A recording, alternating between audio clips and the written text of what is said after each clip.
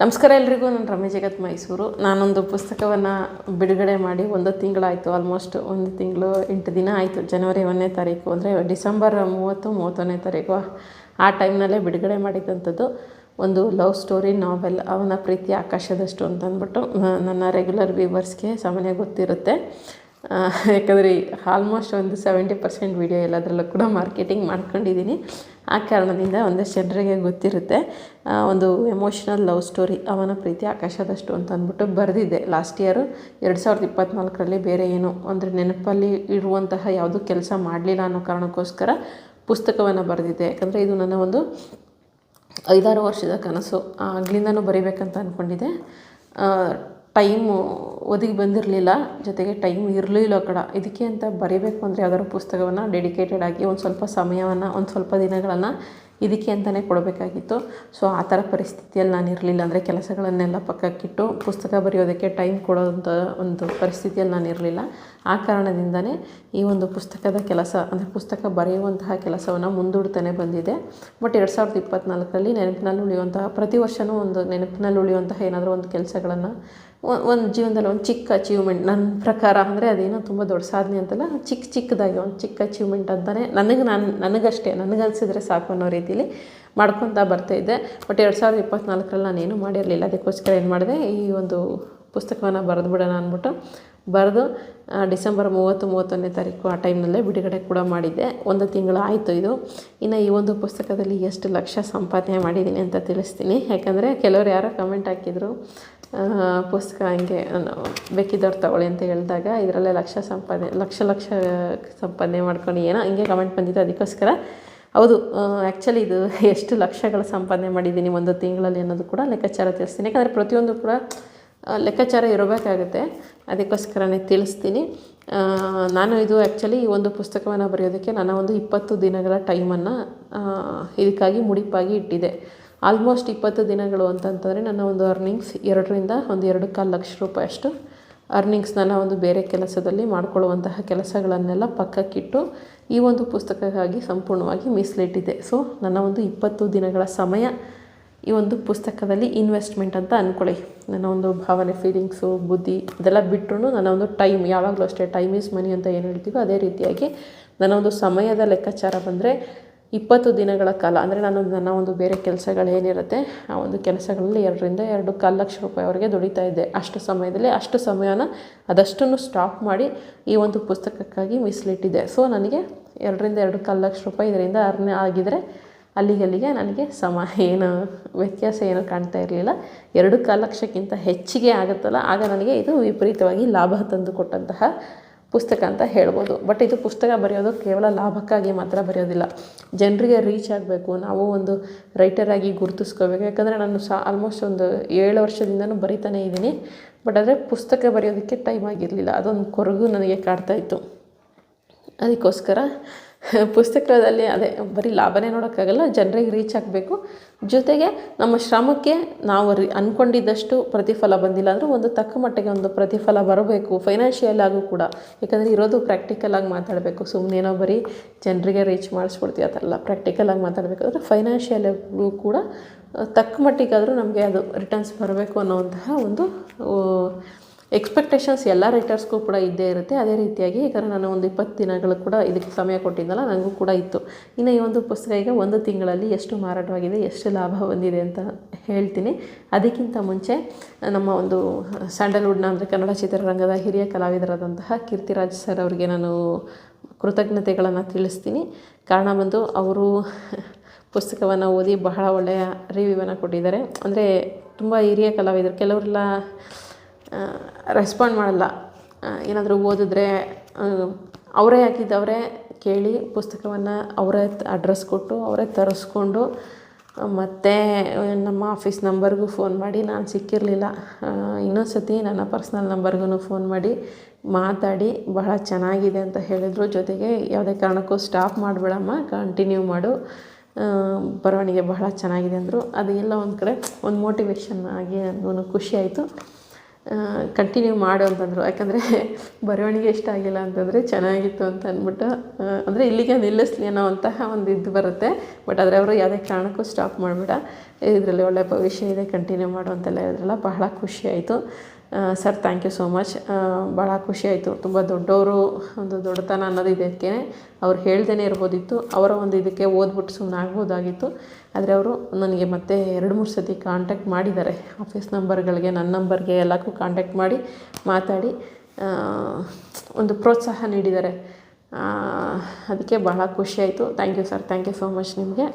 ಇನ್ನಿವಾಗ ಈ ನಮ್ಮ ಪುಸ್ತಕದ ವ್ಯಾಪಾರದ ಬಗ್ಗೆ ಮಾತನಾಡೋದಕ್ಕೆ ಬಂದರೆ, ನಾನು ಅಂದ್ಕೊಂಡಿದ್ನಲ್ಲ 2-2 ಲಕ್ಷ ರೂಪಾಯಿ ಏನು ನಾನು ಸಮಯವನ್ನು ಇದಕ್ಕೆ ಕೊಟ್ಟಿದ್ದೆ ಅಂತ ಅಂದ್ಬಿಟ್ಟು, ಅಷ್ಟು ಬಂದಿದ್ರು ಪರವಾಗಿಲ್ಲ, ಇಲ್ಲ ಅದರಲ್ಲಿ ಅರ್ಧ ಬಂದರೂ ನನಗೆ ಪರವಾಗಿಲ್ಲ. ನನ್ನ ಬುಕ್ ಪ್ರಿಂಟ್ ಆಯ್ತಲ್ಲ, ನಾನೊಂದು ಕನಸು ಒಂದು ನನಸಾಯ್ತಲ್ಲ ಅನ್ನುವಂಥ ಒಂದು ಅಪೇಕ್ಷೆಯಲ್ಲಿ ಇದ್ದೆ, ನಾನು ಒಂದು ಎಕ್ಸ್ಪೆಕ್ಟೇಷನಲ್ಲಿ ಇದ್ದೆ. ಯಾರೋ ಕಮೆಂಟ್ ಹಾಕಿದ್ರಲ್ಲ, ಸರಿ ಎಷ್ಟೋ ಲಕ್ಷ ಸಂಪಾದನೆ ಮಾಡಿದ್ದೀನಿ ಅಂತ. ಈ ಒಂದು ಪುಸ್ತಕದಲ್ಲಿ ಖರ್ಚುಗಳನ್ನೆಲ್ಲ ಕಳೆದು ನಾನು ಸಂಪಾದನೆ ಮಾಡಿರುವಂಥದ್ದು 36,000 ರೂಪಾಯಿ ಇವತ್ತಿನವರೆಗೆ. ಡಿಸೆಂಬರ್ 30ನೇ ತಾರೀಕುವರೆಗೆ, ಡಿಸೆಂಬರ್ 30ನೇ ತಾರೀಕಿಂದ ಇವತ್ತಿನವರೆಗೆ, ಈಗ ಇವತ್ತೇನು ನಾನು ವಿಡಿಯೋ ರೆಕಾರ್ಡ್ ಮಾಡ್ತಿದ್ದೀನಿ ಇಲ್ಲಿವರೆಗೆ ಇದರಿಂದ ಬಂದಿರುವಂಥದ್ದು 36,300-400 ರೂಪಾಯಿ ಈ ರೀತಿ ಬಂದಿದೆ. ಸೊ 36,000 ರೂಪಾಯಿ ಅಂತ ಅಂದ್ಕೊಳ್ಳಿ. 36,000 ರೂಪಾಯಿ ನಾನು ಇದರಿಂದ ಸಂಪಾದನೆಯನ್ನು ಮಾಡಿದ್ದೀನಿ ಸರ್. ಅಷ್ಟು ಬಂದಿದೆ. ಹೇಳಿದ್ನಲ್ಲ, ನಾನು ಬೇರೆ ಕೆಲಸಗಳು ಮಾಡ್ಕೊಂಡಿದ್ರೆ ಇದಕ್ಕೆ ಕೊಡುವಂಥ ಸಮಯ ಜಾಸ್ತಿನೇ ಬರ್ತಿತ್ತು. ಬಟ್ ಇದೊಂದು ಆತ್ಮತೃಪ್ತಿ, ನನ್ನ ಒಂದು ಖುಷಿ, ನನ್ನ ಒಂದು ಹೆಮ್ಮೆ. ನಾನು ನೆಕ್ಸ್ಟು ಬುಕ್ ಬರೆಯೋದಕ್ಕೆ ಇದೊಂದು ಸ್ಫೂರ್ತಿ ಅಂತ ಹೇಳ್ಬೋದು. ಸೊ 36,000 ರೂಪಾಯಿ ನನಗೆ ಈ ಒಂದು ಅವನ ಪ್ರೀತಿ ಆಕಾಶದಷ್ಟು ಪುಸ್ತಕದಿಂದ ಇದುವರೆಗೆ ಬಂದಿದೆ. ಕೆಲವರು ಕಮೆಂಟಲ್ಲೂ ಕೇಳಿದ್ರಿ ಎಷ್ಟು ಸೇಲ್ ಆಯಿತು ಏನು ಅಂತ ಅಂದ್ಬಿಟ್ಟು. ಸೊ ಅಷ್ಟೇ ಅರ್ನಿಂಗ್ಸ್ ನನಗೆ ಬಂದಿದೆ ಸರ್. ಲಾಭ ಖರ್ಚುಗಳೆಲ್ಲ ಸೇರಿಸಿ ಹೇಳ್ತಾ ಇಲ್ಲ ನಾನು, ಖರ್ಚುಗಳನ್ನೆಲ್ಲ ಕಳೆದು, ಇದು ಪ್ರಿಂಟಿಂಗ್ ಕಾಸ್ಟ್ ಆಗಿರ್ಬೋದು, ಅಲೈನ್ಮೆಂಟ್ ಕಾಸ್ಟ್ ಆಗಿರ್ಬೋದು, ಎಲ್ಲ ಪ್ರತಿಯೊಂದು ಡಿಸೈನ್ ಕಾಸ್ಟ್ ಎಲ್ಲವನ್ನು ಕಳೆದು ನನಗೆ ಕೊರಿಯರ್ ಚಾರ್ಜಸ್ಸೇ ಇವಾಗ ಹೆವಿ ಇದೆ. ಆಲ್ಮೋಸ್ಟ್ 47 ರೂಪಾಯಿ, 57 ರೂಪಾಯಿ, 60 ರೂಪಾಯಿ. ಯಾಕಂದರೆ ಇದು ಮಿಲ್ಟ್ರಿಯಲ್ಲಿಂದ ತುಂಬ ಜನ ತರಿಸ್ಕೊಂಡ್ರು ನನಗೆ. ಅಲ್ಲಿ ಅದು ಒಂದು ಖುಷಿ ವಿಚಾರ ಹೇಳೋದು ನೋಡಿ, ಹಂಚ್ಕೊಳ್ಳೋದು ಮರೆತೆ. ಸಾಕಷ್ಟು ಸೈನಿಕರು, ಸಾಕಷ್ಟು ಯೋಧರು ಬುಕ್ಸ್ನ ತರಿಸ್ಕೊಂಡ್ರು. ಒಂದು 6-7 ಜನ ನನಗೆ ಬುಕ್ಗಳನ್ನು ತರಿಸ್ಕೊಂಡ್ರು. ಅದು ಅವ್ರಿಗೆಲ್ಲ ಸ್ವಲ್ಪ ಕೊರಿಯರ್ ಚಾರ್ಜಸ್ ಎಲ್ಲ ಜಾಸ್ತಿ ಆಗುತ್ತಲ್ಲ, ಅಂದರೆ ಇದು ಆ ಥರ ಲೆಕ್ಕಾಚಾರ ಅಲ್ಲ, ನಿಮಗೆ ನಾರ್ಮಲಾಗಿ ಹೇಳಿದಷ್ಟೇ. ಕೊರಿಯರ್ ಚಾರ್ಜಸ್ಸು ಎಲ್ಲವನ್ನು ಕಳೆದು ನನಗೆ 36,000 ರೂಪಾಯಿ ಅಮೌಂಟು ಈ ಒಂದು ಪುಸ್ತಕದಿಂದ ಸಿಕ್ಕಿದೆ. ಅದನ್ನು ಕೂಡ ನೆಕ್ಸ್ಟ್ ನಮ್ಮ ಶಾಲೆ ಅದೆಲ್ಲ ಏನೇನೋ ಪ್ಲ್ಯಾನ್ಗಳಿದೆ ನಮಗೆ, ಸರ್ಕಾರಿ ಶಾಲೆದು, ಅದಕ್ಕೆಲ್ಲವೂ ಕೂಡ ಈ ಹಣವನ್ನೆಲ್ಲ ಅಲ್ಲಿ ನಾವು ಖರ್ಚು ಮಾಡಬೇಕಂತ ಅಂದ್ಕೊಂಡಿದ್ದೀವಿ. ಸರ್ಕಾರಿ ಶಾಲೆನ ನೆಕ್ಸ್ಟ್ ಜೂನ್ ಜುಲೈಯಲ್ಲಿ ಯಾವುದಾದ್ರು ಒಂದು ಶಾಲೆನ ದತ್ತು ತಗೊಳ್ಳುವಂತಹ ಈ ರೀತಿಯೆಲ್ಲ ಏನೇನೋ ಪ್ಲ್ಯಾನ್ಗಳು ನಡೀತಾ ಇದೆ. ಆ ಒಂದು ಪ್ಲ್ಯಾನ್ಗೆ ಈ ಹಣವನ್ನೆಲ್ಲ ಉಪಯೋಗಿಸ್ಬೇಕು ಅನ್ನುವಂತಹ ಒಂದು ಪ್ಲ್ಯಾನಿಂಗಲ್ಲಿದ್ದೀವಿ. ನೋಡೋಣ ಇನ್ನೂ ಏನಾಗುತ್ತೆ ಅಂತ ಅಂದ್ಬಿಟ್ಟು.